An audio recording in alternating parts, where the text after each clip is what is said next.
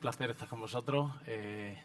Bueno, mi trabajo se desarrolla en torno a la industria alimentaria, agroalimentaria en muchos casos, y yo lo que aporto un poco de cultura gastronómica, de análisis sensorial y de cocina. En realidad pongo la cocina un poco al servicio de la industria, en este caso de la industria alimentaria. Y todo mi estudio y mi profundización en el conocimiento de la materia prima se fundamenta sobre todo en los productos vegetales, porque pienso que son uno de los productos más importantes dentro de la cadena alimentaria. Yo he aprovechado unas palabras de un filósofo irlandés que me vienen fenomenal para explicar lo que quiero contar después. Y os lo voy a leer literalmente porque así no fallo en ningún punto ni en ninguna coma.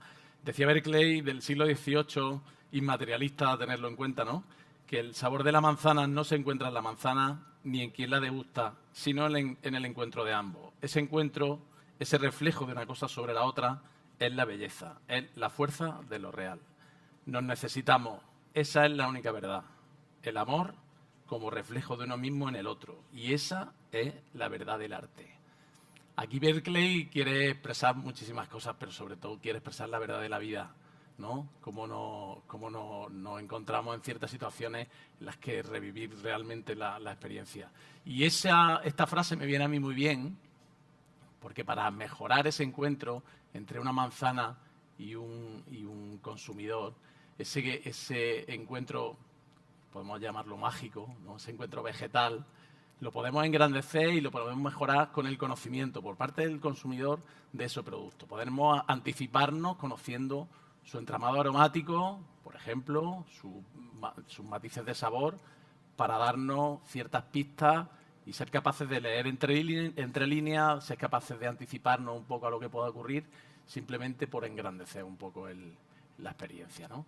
Creo que también es importante, vivimos en un momento en donde la comunicación funciona de maravilla, la información, también la desinformación, y precisamente por eso creo que es importante que demos a conocer todos los argumentos científicos que aquí compartís tan generosamente y ponerla en manos de los profesionales que desarrollan su proceso creativo en torno a la cocina y que utilizan a diario estos productos para alcanzar mejores cotas de calidad, dejar a un lado el ensayo-error y tener la tecnología suficiente, el conocimiento suficiente para desarrollar el trabajo de una manera mucho más efectiva. Y por último, y como característica de lo que después vamos a hablar, en este viaje que os voy a proponer, considero también muy importante el tener en cuenta el gusto de los consumidores, porque va cambiando cada día, se incorporan productos nuevos a nuestras despensas, porque los productos ultraprocesados cambian, vician y modulan nuestro gusto, influenciándolo en los niveles de azúcar, en los niveles grasos, y eso sí que en cierta manera condiciona lo que cada día produce la industria y lleva a nuestros mercados. Y por eso voy a proponer, por supuesto, un comienzo que para mí es indispensable y que marca lo que es mi trabajo día a día. Para mí, realmente la cocina empieza con la agricultura. Ese es el punto de partida.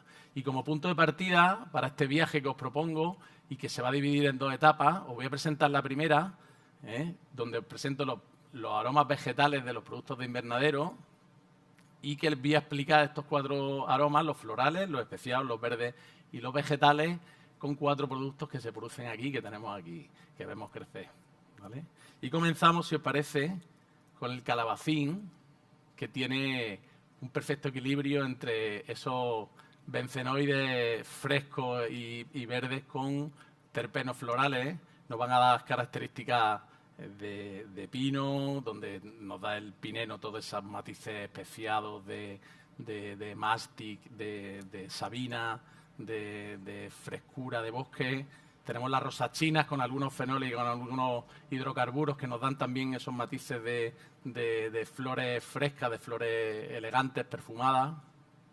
El linalol, que es el compuesto característico que nos marca el perfil aromático floral de la hierba aromática, donde tenemos la lavanda como principal valedor de este terpeno que lo utilizan las plantas para atraer a sus polinizadores y que es muy útil y además es muy efectista, sobre todo para conformar un marco aromático, digamos, muy atractivo. Es una verdura que tiene un sabor muy sutil, muy suave, que es fácil de utilizar porque no es invasiva en los sabores y que a mí me gusta muchísimo en la cocina, sobre todo porque la pulpa acompaña de maravilla a un fondo de cebolla pochada para darle una textura muy sedosa, muy interesante. La cáscara junto con la carne que le acompaña también nos ayuda a darle textura crujiente, dándole esos matices florales, siempre cuidando de no pasarlo de temperatura, para que estos matices florales tan,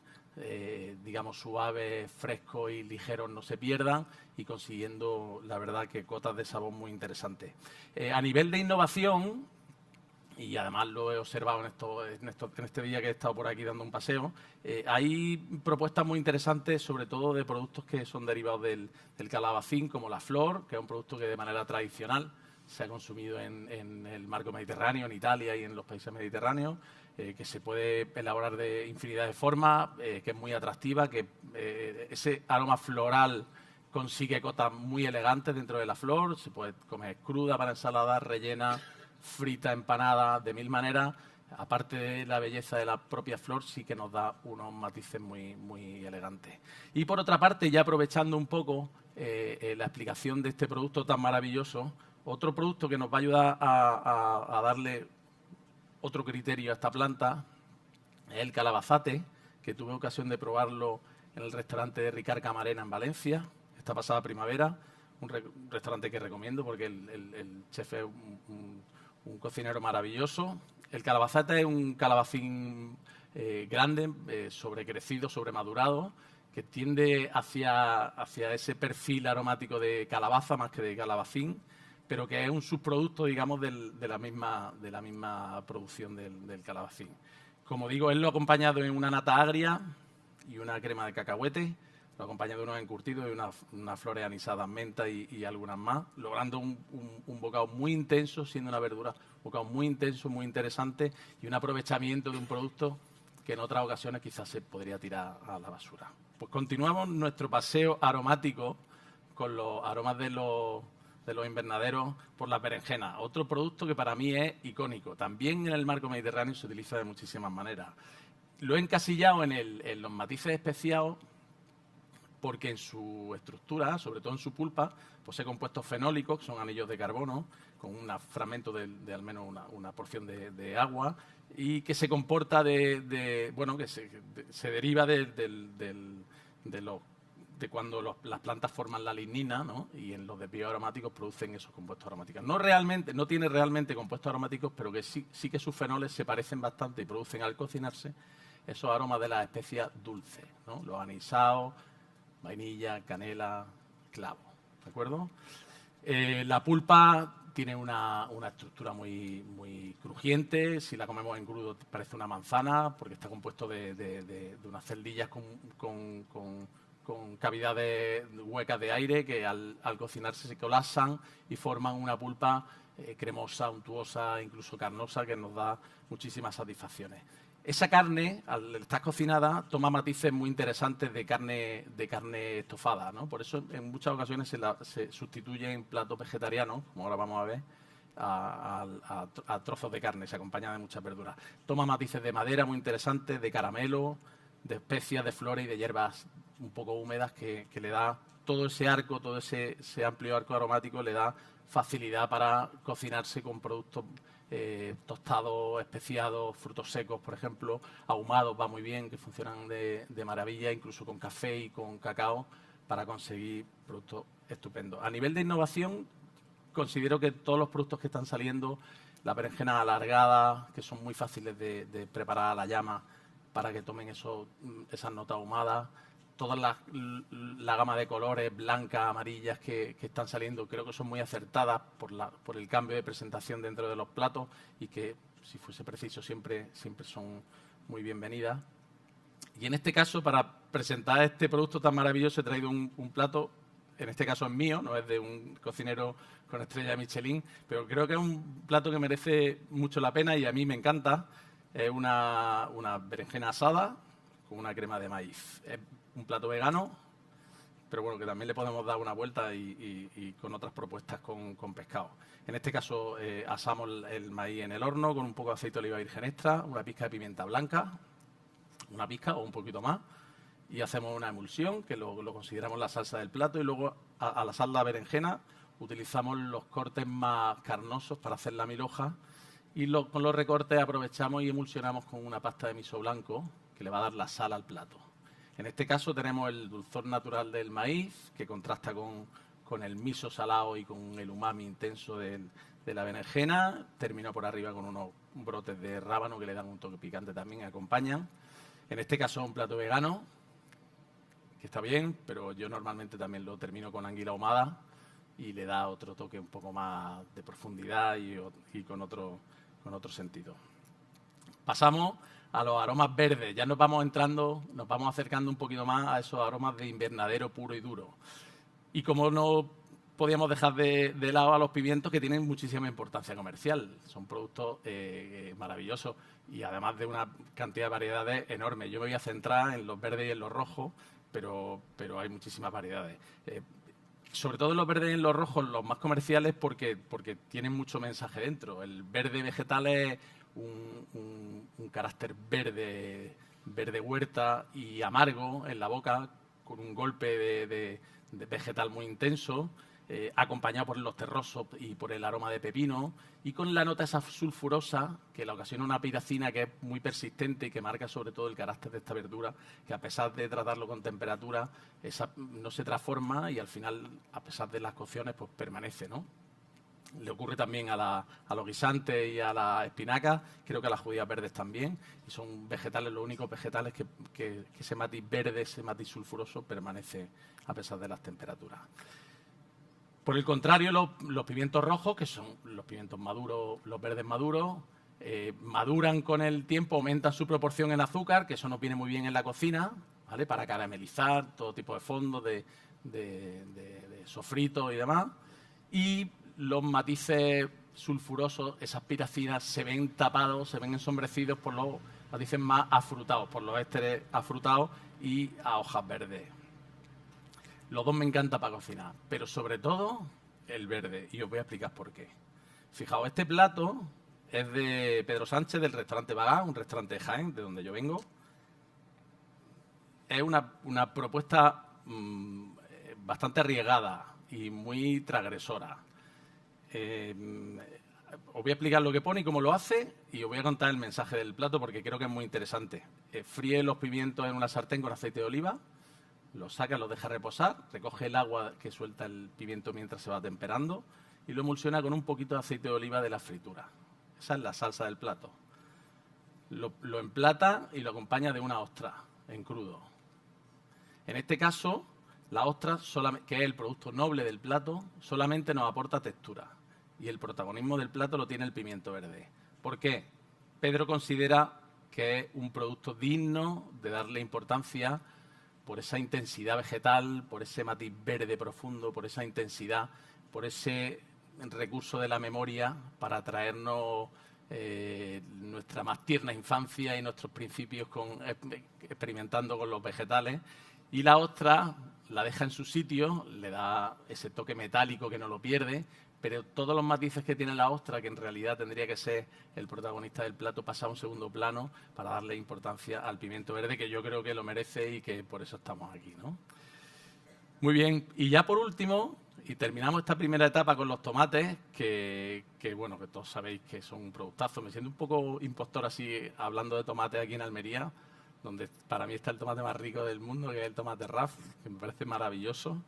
Y bueno, creo que es la hortaliza más cultivada alrededor del mundo y yo creo que tiene su explicación porque es un productazo. O sea, lo tiene todo. Tiene acidez, tiene dulzura, tiene umami, tiene una textura maravillosa, tiene la carne con tersura, tiene gelatina rodeando a las semillas, que le da cierta gustosidad y a mí me parece maravillosa.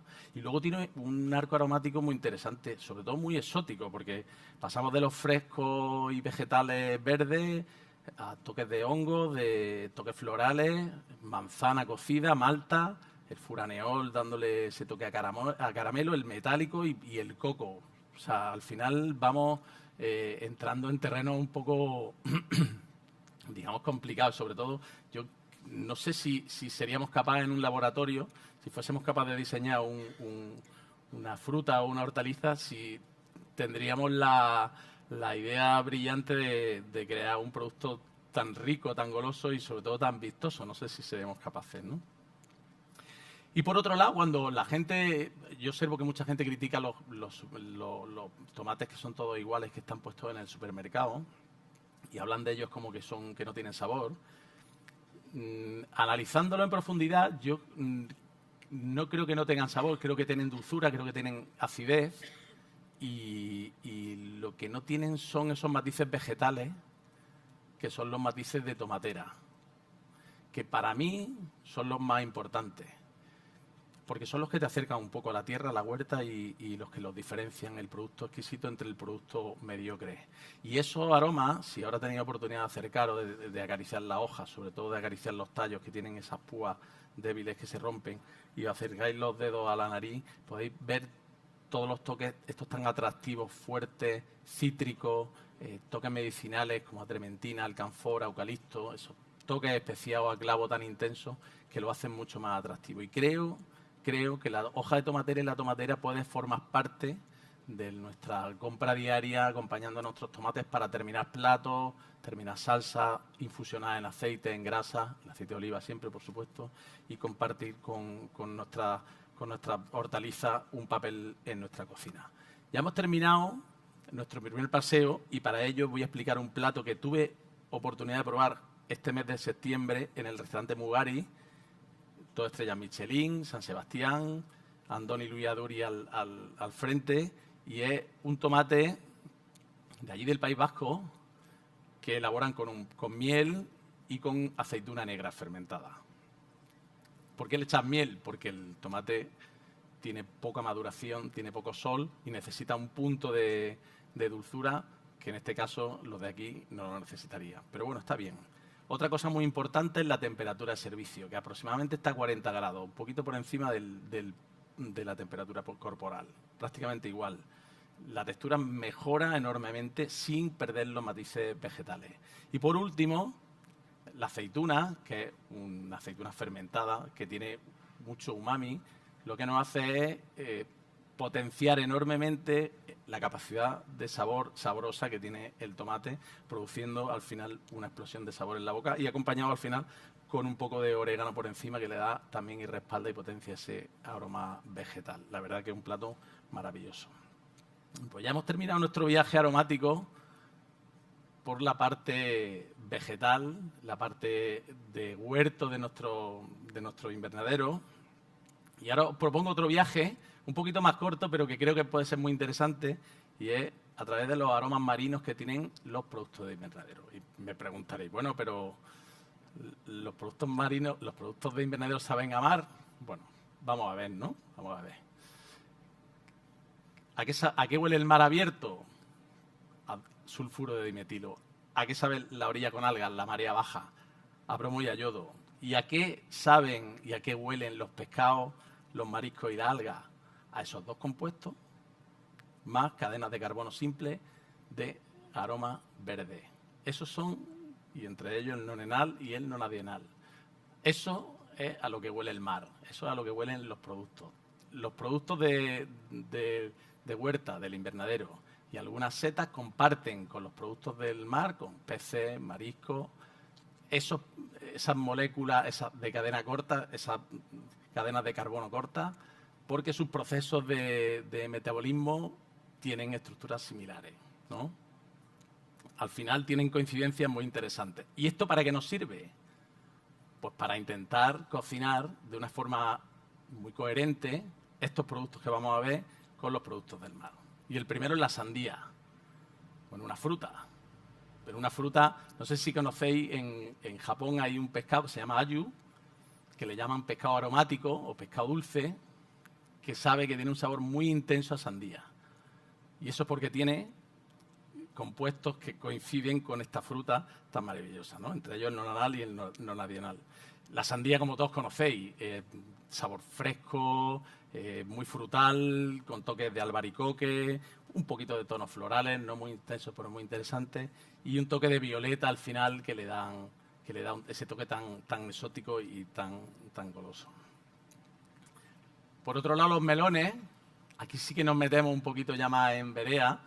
Los melones sí que son mucho más recurrentes en los productos del mar, sobre todo porque tiene un fondo de sabor a pepino muy interesante.